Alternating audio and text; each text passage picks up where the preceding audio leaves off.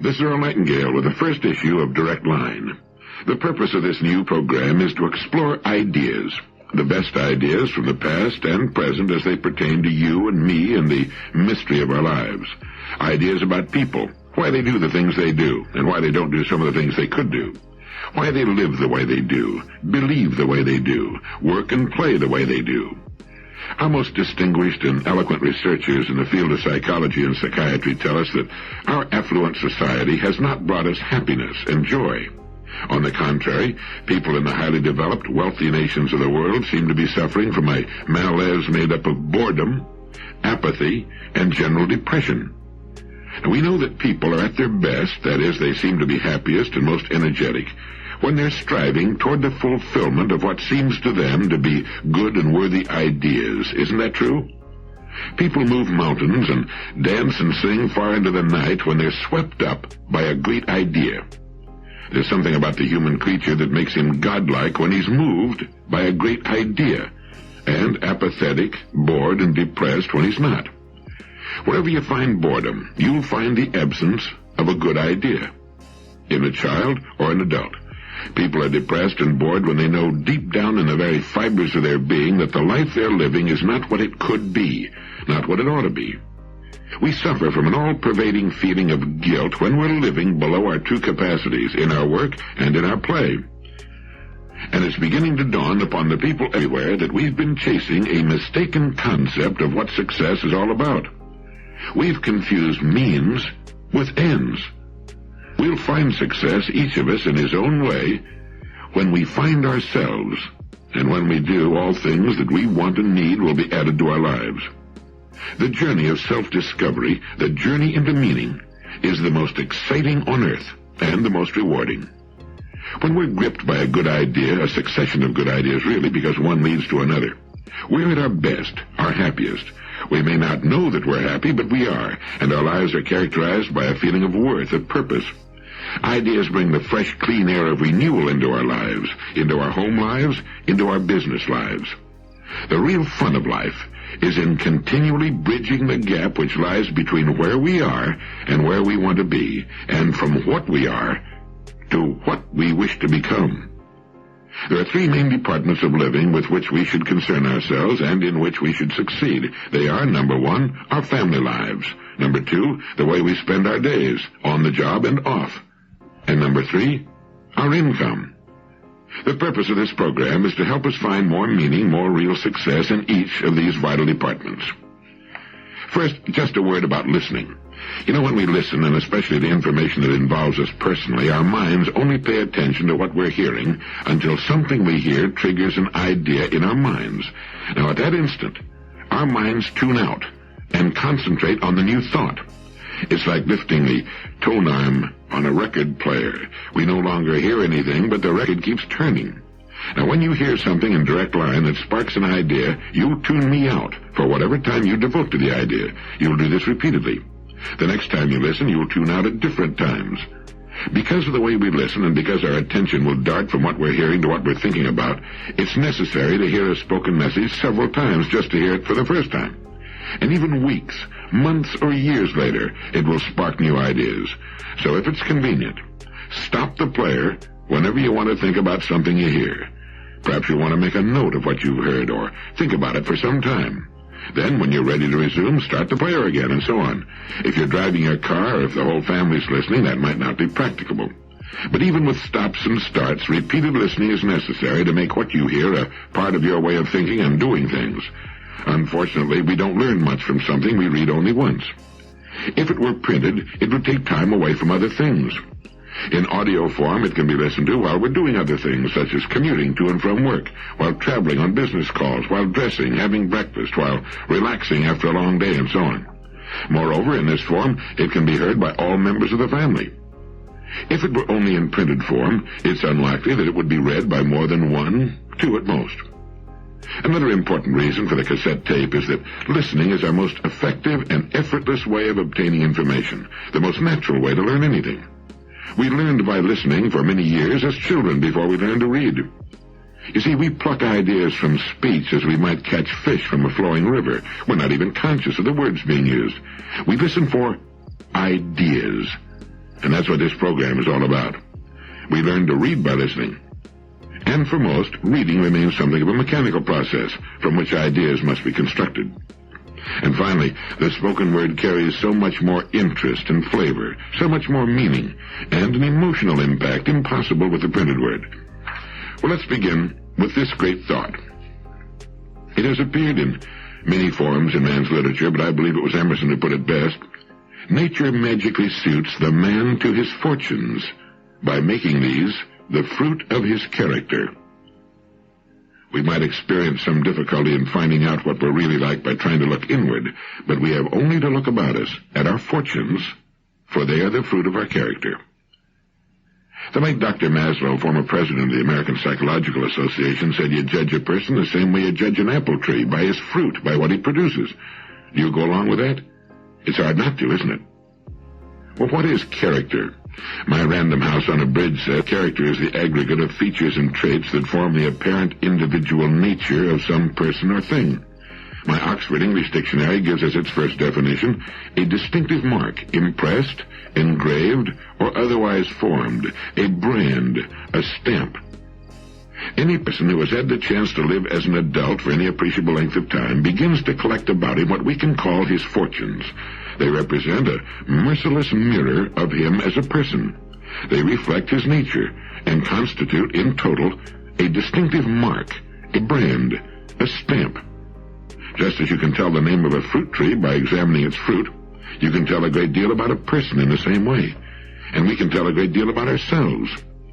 We surround ourselves in an environment, in circumstances, as Professor Jose Ortega y Gasset used the word, which reflect us, and which include our true beliefs.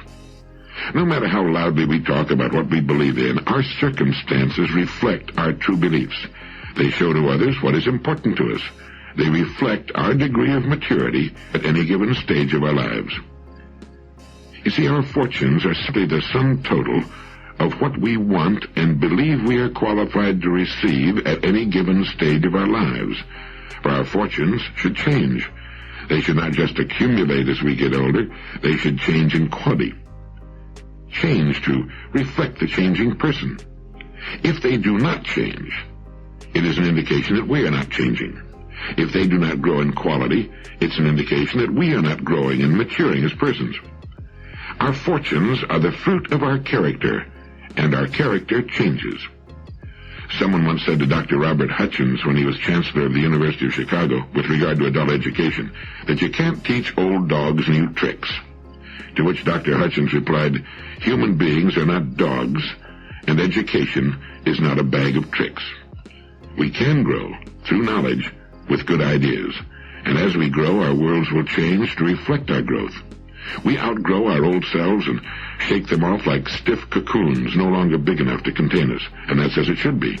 That's the way a person, a family, an organization of any kind should grow. We might say that a person, or an organization, will grow in proportion to two main conditions. The first concerns his degree of receptivity. Are his windows open to the fresh breeze of renewal in the form of new ideas and creative thinking?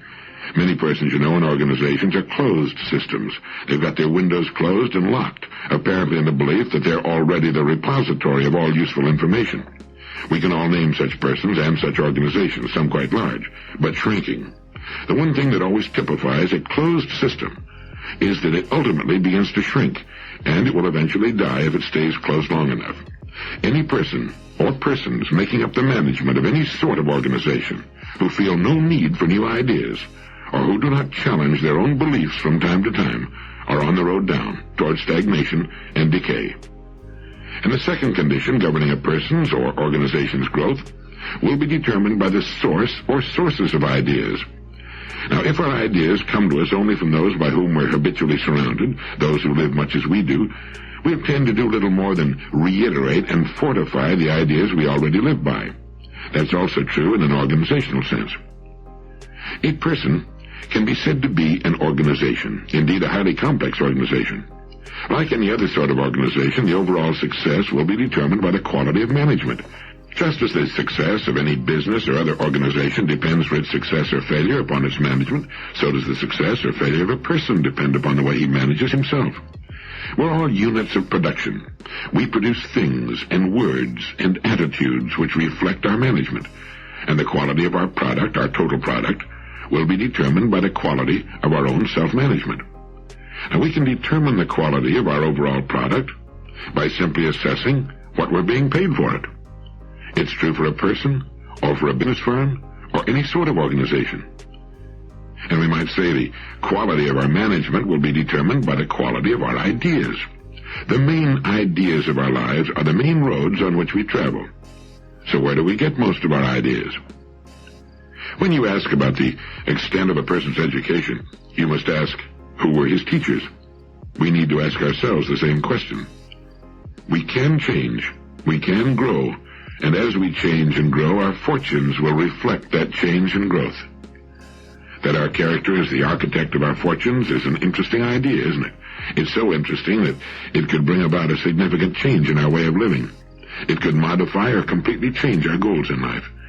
It gives us a way of assessing the quality and the importance of the product we're producing in each of our important divisions. Let's say a company has 3 divisions. 2 are doing well, 1 is losing money.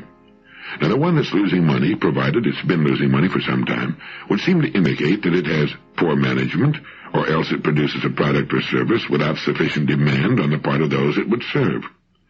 Now, the same can be said to be true of the different departments of our lives. Quite often a person will be great in one department and poor in another. Great on the job at making a living, perhaps, but poor at home, or great at home and poor on the job. And I think we can safely say that every relatively normal person wants to succeed in each of the 3 main departments of living: in his family life, in the way he spends his days, that is, the work he's chosen, and the way he chooses to spend his free time.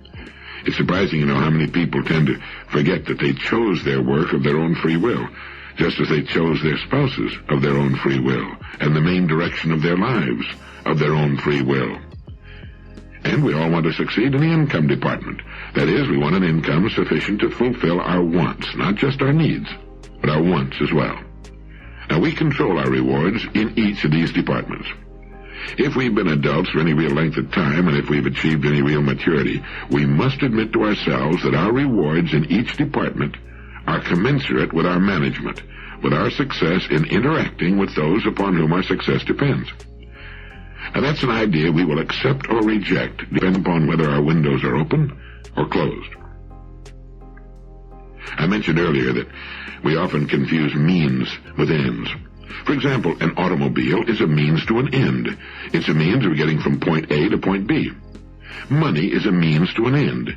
It's the means to the kind of life we want to live. It represents financial security now and in our later years. It represents good health, education, travel, a good home, and so forth. Now, in our society, these means to ends and others have often been confused with ends. The automobile or money in itself has become an object of veneration, not for what it will do for us to make life more convenient and more pleasurable, but rather for what it is in itself. We tend to worship objects in our society. And finally, we find ourselves in possession of all the objects we ever wanted, and we stand in the middle of them and look at them and come to the realization that they're not enough, not nearly enough. A human being needs more, much more than a pile of objects, important as some of them are. And that's one of the reasons we find so much depression, so much boredom and apathy about us. People have what they wanted. Why aren't they happy? Could it be that they've not moved on to other, larger, and more worthwhile goals? I think so.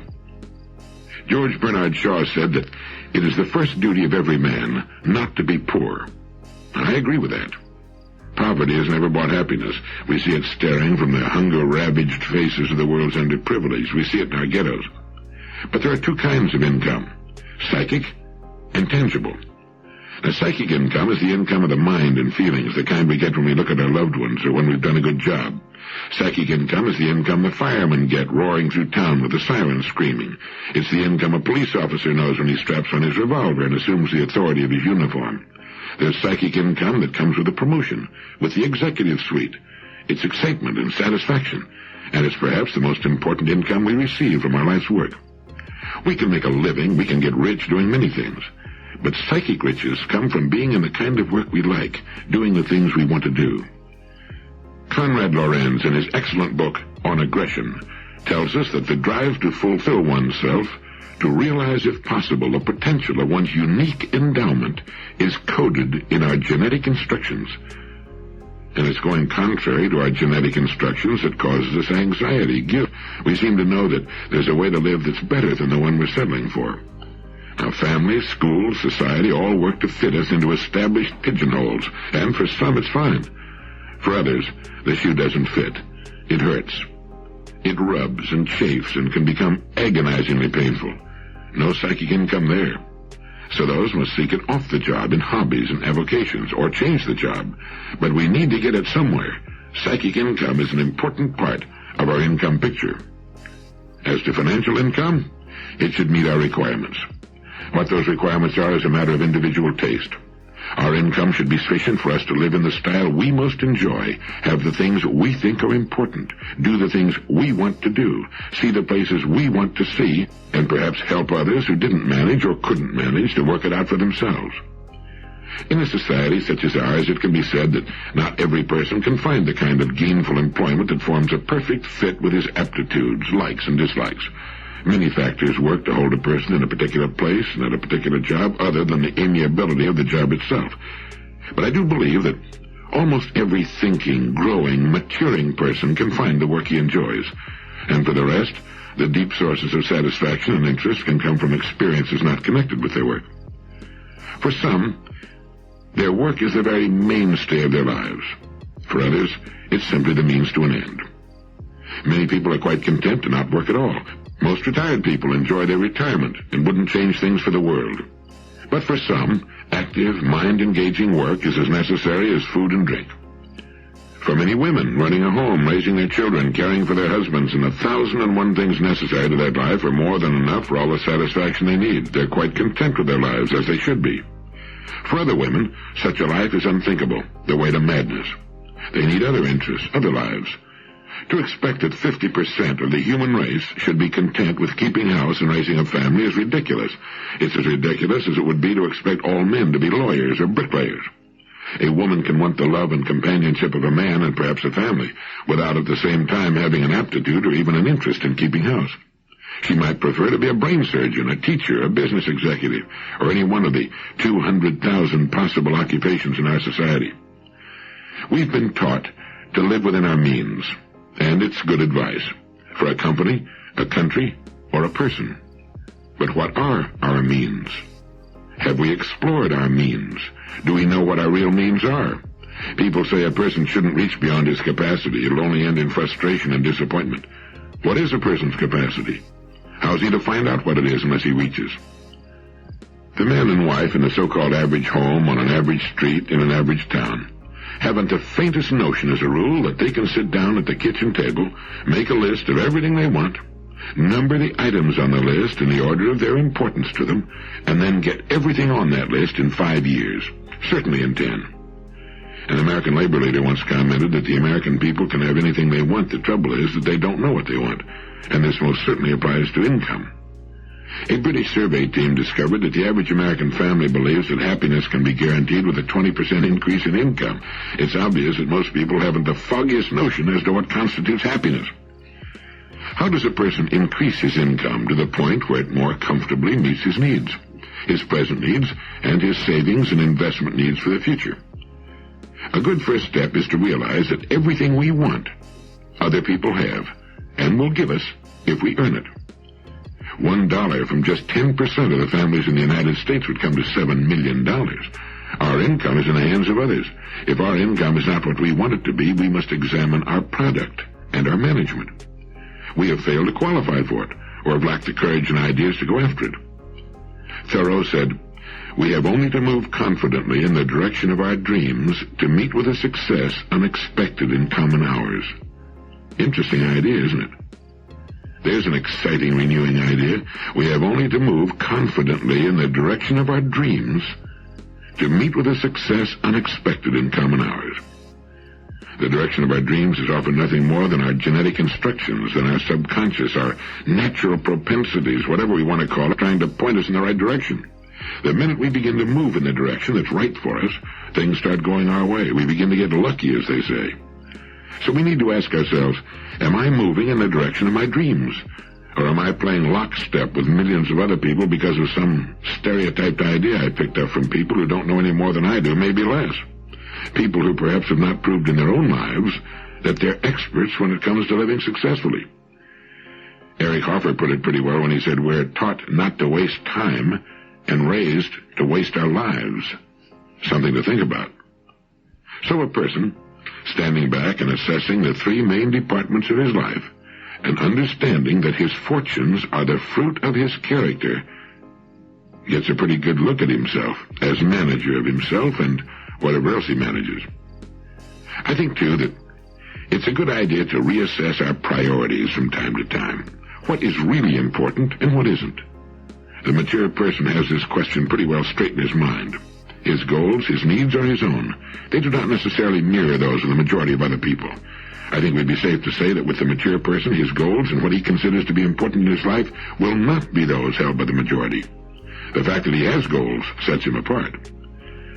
Recent research into the modern plague of cardiovascular disease, with millions dying of heart disease years before they should, has turned up convincing evidence that we're bringing heart disease upon ourselves because of our lifestyle, our penchant for speed simply for speed's sake, by our impatience at delay, by our headlong rush toward what? Where? Where are we going? What's the hurry? The maturing person agrees with the great Swiss psychologist and psychiatrist Carl Jung, who said, the supreme goal of man is to fulfill himself as a creative, unique individual according to his own innate potentialities and within the limits of reality. And we can do that without a headlong, frenetic charge. You know, when we study golf under a good instructor, we're amazed to learn that an easy, slow, rhythmical swing gets the best results in direction and distance. As my good friend Julius Boros says, swing easy, but hit hard. It's the same in tennis, any sport. It's balance, it's rhythm. My good friend Herb True dropped in the office the other day and said, you know, we Catholics are on the birth control bandwagon too. It's just that we're in the rhythm section. It's good to remember, where our businesses are concerned, where our lives are concerned, it's quality and balance. It's living in balance that counts, that gets the best results, always. We'll live longer and in better health, do better, and enjoy it more. Unless we're doing piecework, it isn't the time we put in, it's the ideas we get and put to work. Everything we see about us that's man-made was once an idea in the mind of one person. Our ideas can be just as good. It takes maturity to realize that, as a rule, happiness and contentment do not come when we reach our goals. We're amazed to find that we were happier, more contented when we were striving toward them.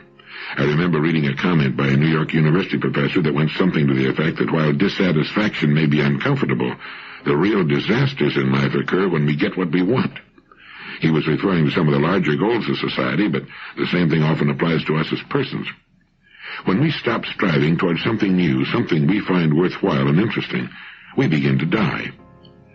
It's believed that's why teachers, scientists, writers, philosophers, farmers, and others who constantly have something new to look forward to tend to live such long, healthy lives. The teacher has a new class every year. The scientist is always working on a new, tough problem. The writer has a new book or article to do. The philosopher is forever uncovering new, interesting information, fresh ideas. And the farmer has the renewal of new crops and animals about him, a new season to work toward. Many others fit into the same category. Those who do not tend to live shorter lives. With no new place to go, they simply stop sooner. A generalization, of course, but it tends to work out. Incidentally, heart attacks, contrary to popular opinion, are not common among leaders in business and industry, in government and education. The leaders usually enjoy excellent health and have learned to live in balance. It's the people in the levels below the top who permit themselves to be skimmed off years before their time. It's been said that a heart attack is nature's way of telling us to slow down or change our habits, or both.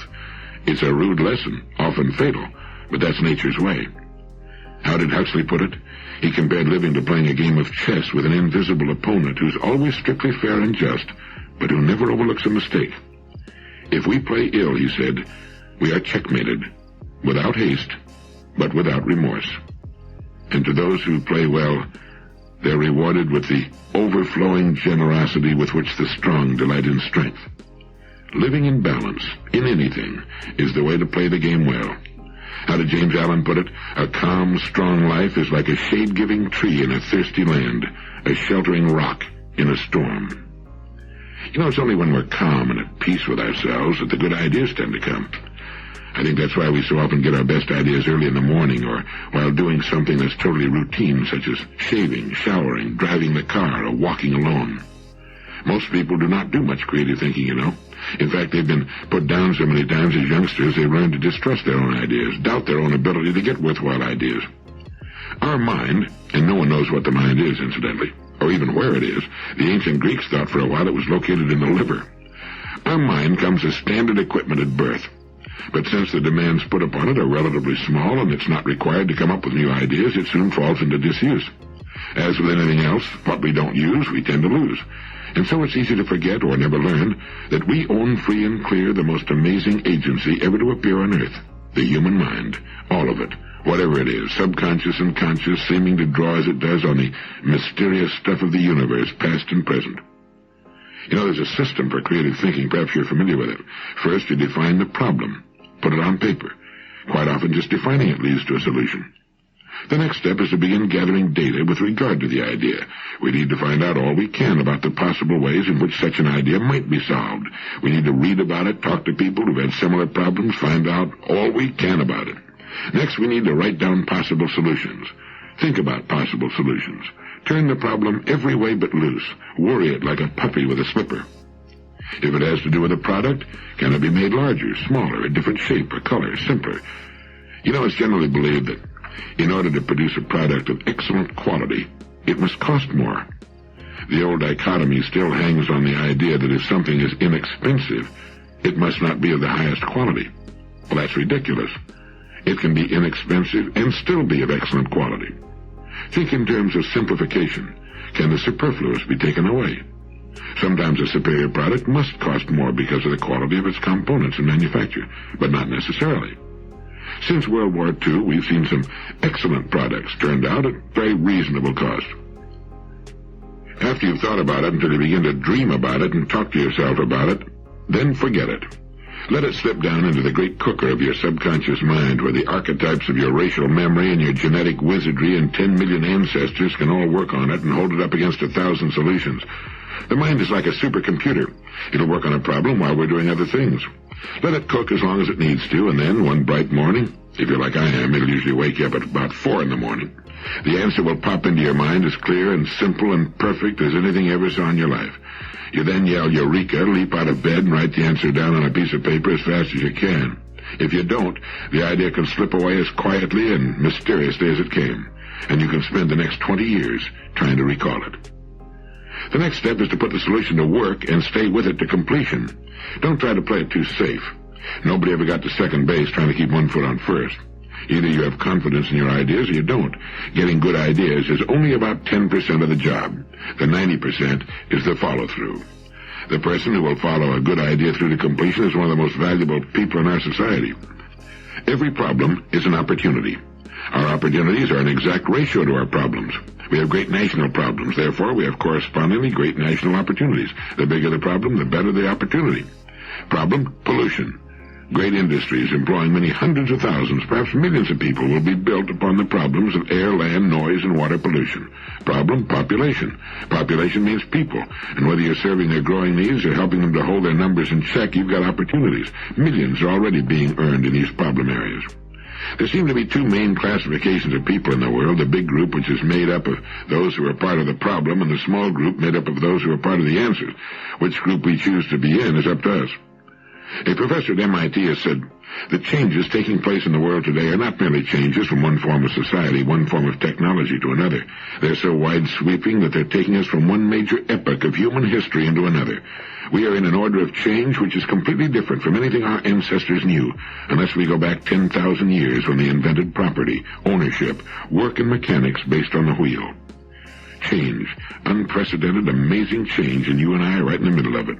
For some, change represents a threat to the status quo.